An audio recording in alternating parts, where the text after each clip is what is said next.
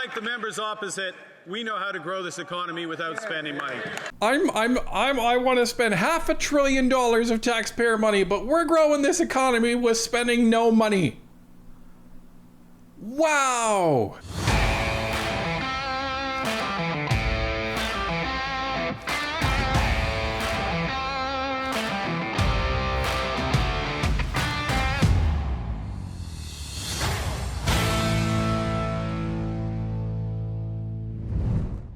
Ladies and gentlemen, before we start today's episode, I want to make sure I issue a correction verbally, as I made the error verbally and wasn't able to actually insert that correction into the video after it was posted that we dropped earlier today. So when I was talking about one of the Mr. Keuriks, I had inadvertently said that Ned Keurick was resigning, and that was completely incorrect. I think why I had Ned Keurick in my mind is he had just stood up to vote, and I was in my head I was just so proud to see somebody that I had seen campaigning over the last 4 years to try and take a seat, and he was able to do that. So I had Ned Keurick's name in my head, and I meant to say Damien Keurick. So Ned Keurick is not going anywhere. He better not go anywhere, because he's a phenomenal man, phenomenal MP, and we're really proud that he's representing Hamilton East Stony Creek. Now, getting into today's video. Today's video is incredible, because the banker, the economist, the genius, Mark Carney, apparently he is so smart that he has figured out a way to run a country, to build an entire economy without spending a single dollar. And if you don't believe me, keep watching, because he literally says it. Let's take a look. Questions orales, oral questions. The honourable member for Okanagan Lake West, South Kelowna. Mr. Speaker, Parliament demanded a budget from this Liberal government. Motion passed, calling on the Prime Minister to table a budget this spring. The Liberals are asking Parliament to approve $500 billion in Liberal spending with no budget. Promising to spend less and cap government spending at 2%, they've increased it by 8%. Single moms, seniors, small business owners must budget before they spend. Parliament wants these Liberals to do the same. Will the minority Liberal government listen to the majority in this House and table a budget immediately? The Right Honourable Prime Minister. And they're off. Jeez. Well, as expected, the Conservatives wasted literally zero time in order to bring up the fact that all of the opposition parties united against the Liberals, as per our video drop this morning, to essentially vote an amendment on the reply to the throne speech saying, hey, listen, we want to see a budget tabled before the House before summer comes. That's what we want. You guys have tabled the spending bill of $500 billion. We want to see the plan. Carney keeps talking about the plan. We want to see it. So when are we going to see it, Mr. Prime Minister? And lo and behold, Mark Carney joined us for question period. Mr. Speaker, this week was a great week for the London Knights. It was a greater week for the country of Canada.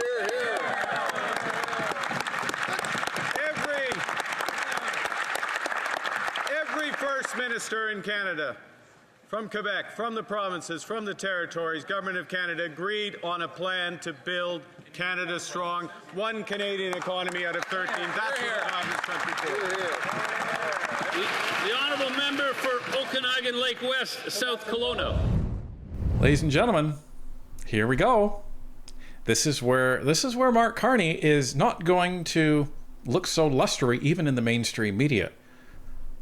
Parliament, which there's something called Parliament supremacy, if you all remember that Parliament has dictated that they want a budget tabled, and they want it before the summer break. That is not too much to ask, especially when you're going to be wanting $500 billion from the Canadian taxpayers. That's not too much to ask. We want to see it. And the response by Carney is, yay, the London Knights won, and we had a meeting with all the premiers. Wow. update, but what about a budget? Canadians deserve real fiscal management, not excuses or fact-free talking points. And here's some of the facts. Liberal consultant spending is expected to rise 35% to $26 billion, breaking their promise to cut down on consultants. Fact. Wow. Liberals promised $20 billion in South Kelowna. Thanks for the update, but what about a budget? Canadians deserve real fiscal management, not excuses or fact-free talking points. And here's some of the facts. Liberal consultant spending is expected to rise 35% to $26 billion, breaking their promise to cut down on consultants. Fact. Wow. Liberals promised $20 billion in elbows up U.S. tariffs, but later dropped them with no regard to affected Canadian workers or fiscal impacts. Fact.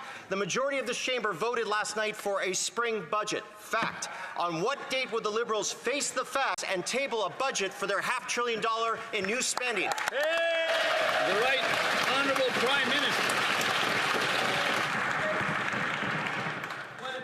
Mr. Speaker, the First Minister's agreed on a plan to build this great country. Stand up to Donald Trump. Fact. That's right. Mr. Speaker, the Government of Canada is imposing tariffs that cause maximum impact on the United States, minimum impact on Canada. Fact. On over $60 billion of U.S. exports to Canada. Fact. Raised over $1.7 billion already. Fact, fact, fact. I made a grocery list. Fact. Is that how this works? We're just going to put out a bunch of irrelevant statements. Mark Carney effectively reduced all of these maximum damage tariffs to 0 on April 16th. Fact. Which negates exactly what you said in 2 of your statements. Fact. Is this how this works? And we have a new piece of information. He says, well, we've raised almost $1.7 billion already.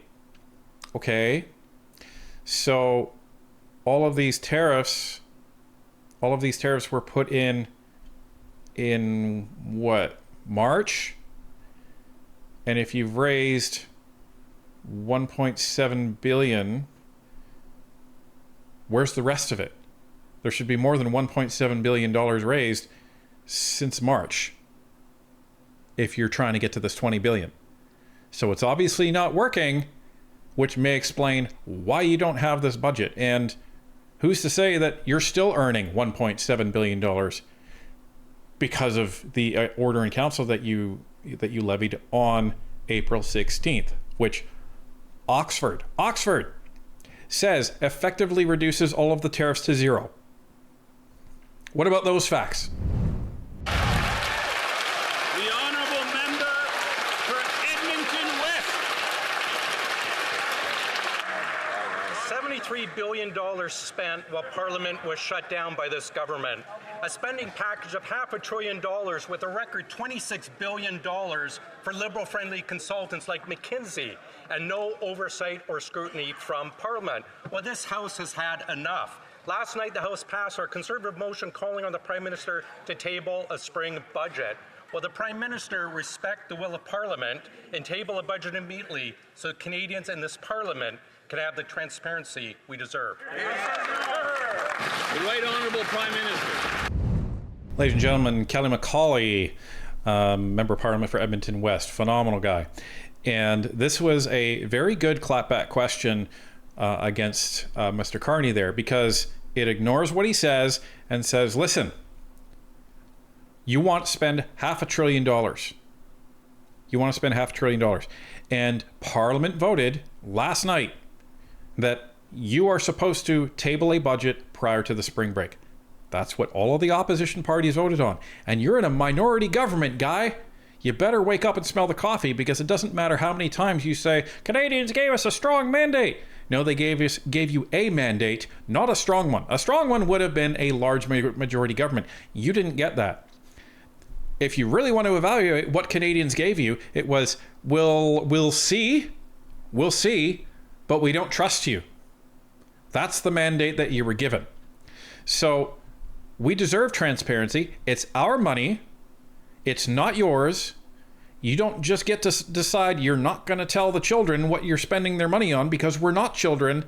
We're adults across the country. Last time I checked, before you change it, the voting age was 18. Everyone's a legal adult. We deserve to know where our taxpayer money is going. Mr. Speaker, we take note of last night's motion. But what Canadians deserve, what Canadian provinces deserves, is a health care transfer. Is a transfer for child care. Is a transfer for dental care. Is a transfer to support affordability. That's what's in the main estimates, and we expect the support of members opposite. The right honourable member for Edmonton West. Notice the language that Mark Carney has been using, and this isn't the first time he's used it. This is what we're doing, and we expect the support of those opposite, meaning you must comply. What do you think this is? Star Trek and you're the Borg? Resistance is futile? It's not. And he says, we take note of the motion passed last night. Take note. Parliament, who is elected by the people, which is a majority over your government, voted for you to do something. What that means, Mr. Carney, and I know you're an outsider politician and you may not understand this concept yet, but the people that are in that place, the House of Commons, were elected there, selected to represent the interests of the people. And when those representatives vote in a majority fashion for you to do something, what that means is that is the will of Canadians. That's what that means. So you may want to do a bit more than just take note. Mr. Speaker, I realize he's new here, but all those things would be in a budget if you'd table one. Mr. Speaker, this year alone, this government is going to spend a staggering $26 billion on high-priced, liberal-friendly consultants, an eye-watering $1,400 for every Canadian family. They'll present no budget, no departmental plans, and zero transparency. They won't even stand in this House and tell Canadians what the deficit will be this year. Will the Liberals come clean, table the spring budget as this House has demanded? The Right Honourable Prime Minister.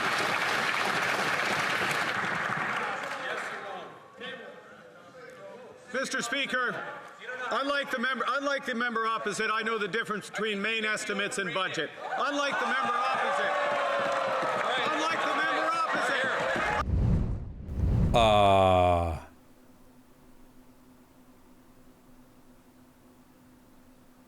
Carney, do you know who you're talking to here? That's Kelly McCauley. Do you even know who he is? You may want to get acquainted. Kelly McCauley has chaired the Government Operations and Estimates Committee, and he's been on that committee for a long time. It's one of his favorite things to do in talking to him is actually cover the main estimates. So you're going to make a comment like that he doesn't know the difference between a budget and the main estimates? So what are you even talking about then, Carney? Because just so you know, yours is the only government in the last 60 years that doesn't intend to put forth a budget before spending and approving $500 billion of money. So, Mr. Banker, you may want to actually cozy up to Mr. McCauley and learn a few things from him, because you obviously have no idea what you're talking about, or, as is more likely, you're just getting more flippant by the minute. And you see what Carney's doing, eh? He is trying to be now antagonistic, and I don't think it's looking very well on him. Remember all the Liberal voters that were pointing at Pierre? Where's the legacy media pointing at Mr. Carney and saying, well, he's being so antagonistic in Parliament? I hope we get to hear that. I know how to grow. Unlike the member opposite, I know how to grow this economy.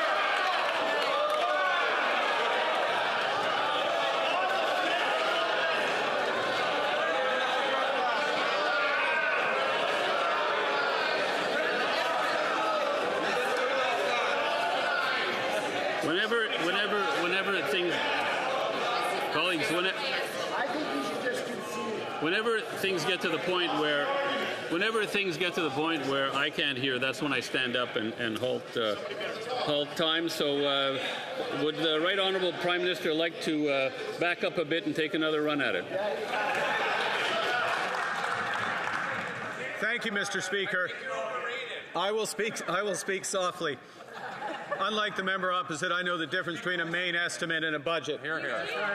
And unlike the members opposite, we know how to grow this economy without spending money. And that's why we're proposing a bill to build one Canadian economy out of 13. And all the provinces and Quebec agree. Here. Did he just say we know how to grow the economy without spending money? Did I hear that right? Let me go back. I need to listen to that again. Unlike the members opposite, we know how to grow this economy without spending money. That's exactly what he said.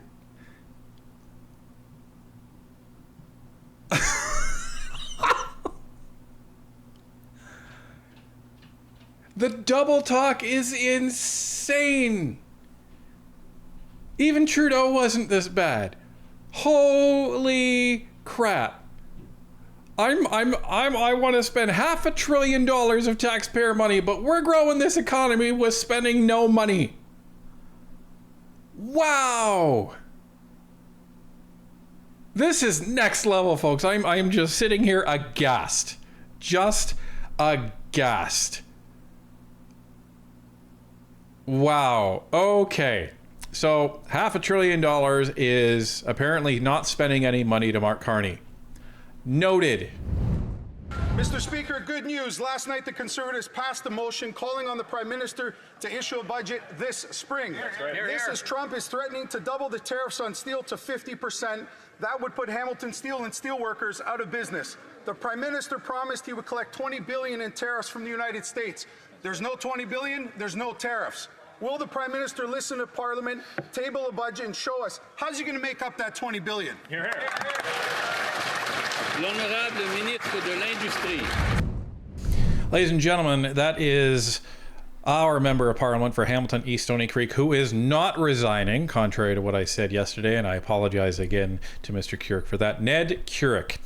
And it's a very pertinent question because, as a lot of people know, Hamilton is Steel Town. And this is where the concerns are coming for the tariffs on steel and aluminum. So very well delivered question. Great to see you stand up, sir, and glad to see that you're going to be around here for a long, long time. Speaker, at a time where we are in a trade war and we know that our steel and aluminum workers are worried, we're standing up for them. And we will continue to make sure that we fight by having strong counter tariffs, that we protect our workers, and we will build through very strong, major national projects. Thank you, Mr. Speaker. L'honorable député. Okay, so that's basically Jolie's rinse and repeat answer for the last week. I don't think I have anything to add on that, unfortunately, other than come up with some new material. Last night, our Conservative motion passed demanding a budget from this Prime Minister this spring. After a decade of Liberal delay and decline in Northwest Territories, their economy is in trouble. Since 2015, mining, quarrying, oil and gas extraction down 16%, construction down 43%, the energy sector down 54%. Economist Graham Clinton writes, as the mines close over the next 3 to 8 years and nothing replaces them, we can expect a much smaller economy than we have today. The Northwest Territories can't afford any more of your empty promises, Prime Minister. What's your plan? We're starting to see what Carney's plan was. It's actually very similar to Justin Trudeau's quote-unquote housing plan. So if you remember, Justin Trudeau was saying, well, you know, we're going to have this housing accelerator and it's going to unlock, he kept using this word, unlock thousands and thousands of houses. Well, I guess somebody can't find the key because we haven't gotten those houses built. But his whole plan, the meat of it, what it was that they were going to offer up almost cash prizes. It's almost like a game show. So they essentially said to all of the municipalities, we have all this money, billions and billions of dollars up for grabs. If you can write us a report, little book report, and tell us how you're going to increase housing starts, even if you don't actually achieve that, but you just have to show that you will, then we will give you hundreds of millions of dollars, and we will come to your municipality and we'll do a photo op and give you hundreds of millions of dollars. So the Liberal idea to increase housing starts was to just have everybody else give them ideas and do all of the work. The problem is none of those ideas even worked in the first place. Now, let's come full circle to Carney. Throughout the whole campaign, all Mark Carney was saying was, we are going to build this nation. We're going to have nation building projects. We're going to do this. We're going to do this. And we're going to do this. And everyone was like, what are they? What are they? Well, now we know why we never got an answer, because he didn't have any. He had literally zero ideas on what he was going to do with all of the money here. He had zero ideas of how he was going to, quote unquote, kickstart the Canadian economy. What his idea was is go to the first premier's meeting and tell them, okay, everybody, you all have to give me your ideas. That's what it was. He even said, well, you know, all of you have to tell me what your proposals are. I'm just going to give you the criteria of what a nation building project is. And then what will happen? Assuming they actually start any of the good ideas, what will happen is Mark Carney will say, look at all these projects I've done. That's what he'll say. That's what he'll say. But we have to see through all this crap. He sold Canada a stale bill of goods. He sold all these people that voted for him snake oil. Because there's nothing in the bottle.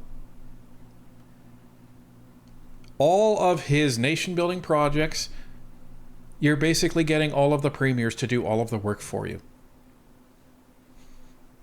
Now, it's clever. I'll give him that. Got him elected.